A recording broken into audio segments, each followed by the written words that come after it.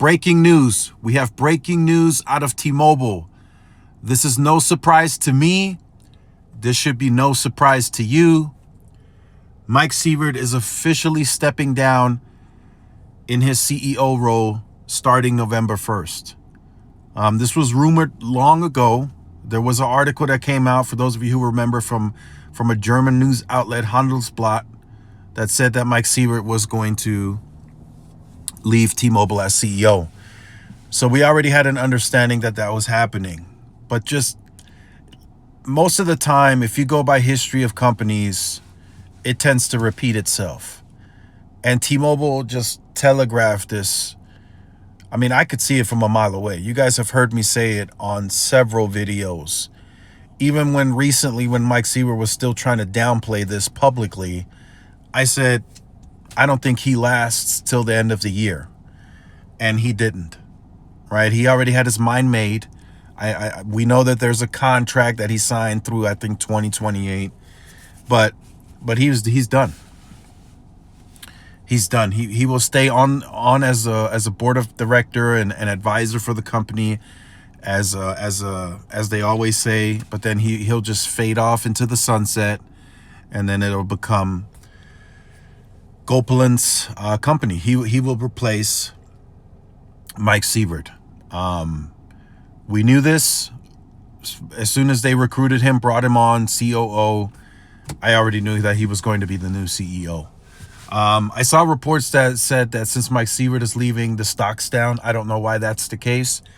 For analysts that are watching this current video, Gopalan is the guy that's going to take care of the concerns that are in the market, right? So some are saying they have concerns about T-Mobile's fiber strategy, that it's too small in terms of scale.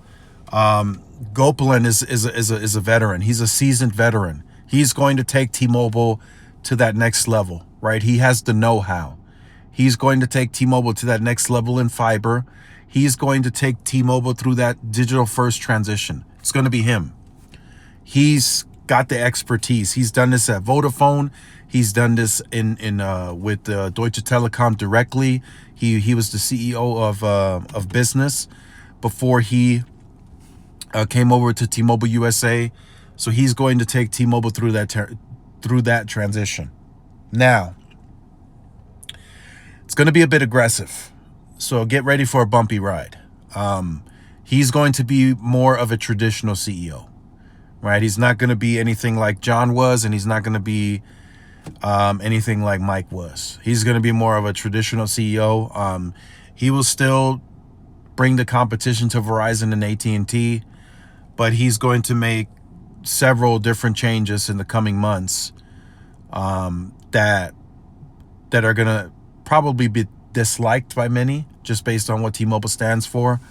But it's going to be for the better of the business, right? So it's going to be an interesting ride, a bit of a bumpy one, but you know, the digital first transition it's here, right? T-Life has been in rotation for a while now, so get ready for that, right? I'm just letting you guys know, get ready for that. Very soon, very, very soon, you will be able to port in directly through T-Life from another carrier. You won't even have to set foot in the store. That's coming with an update. Like I said. And then we get the OpenAI platform on T-Life. That beta is going on this month, actually. And then it'll scale to the consumer devices or consumer app. And then, you know, we'll have layoffs, we'll have store closures. I mean, all of that it's no longer a possibility. It's just a matter of when, right? It's not if, but when. So that's what he's going to take them through. It's going to be for some that are used to the old T-Mobile, it's going to be a hard time adjusting, but he's going to take T-Mobile to a much higher market cap. He's going to take them to a much higher free cash flow, much higher service revenue generation. I mean, all that's coming.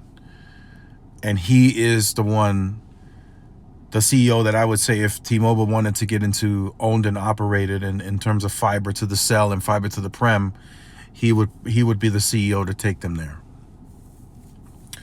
So one thing that's unclear in my view, I just don't know if he's going to be long term or if he's just going to be short term, right? Like say 5 years. I don't know if he stays around 10 years. That I don't know, but he will be the CEO to take T-Mobile through that transition. I just always felt Mike Sievert didn't really have the know-how to take T-Mobile through that transition.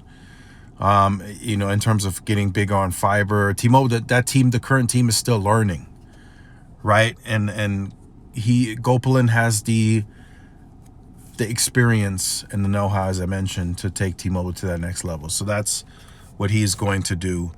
This transition starts November 1st. You guys can check out this article in the description.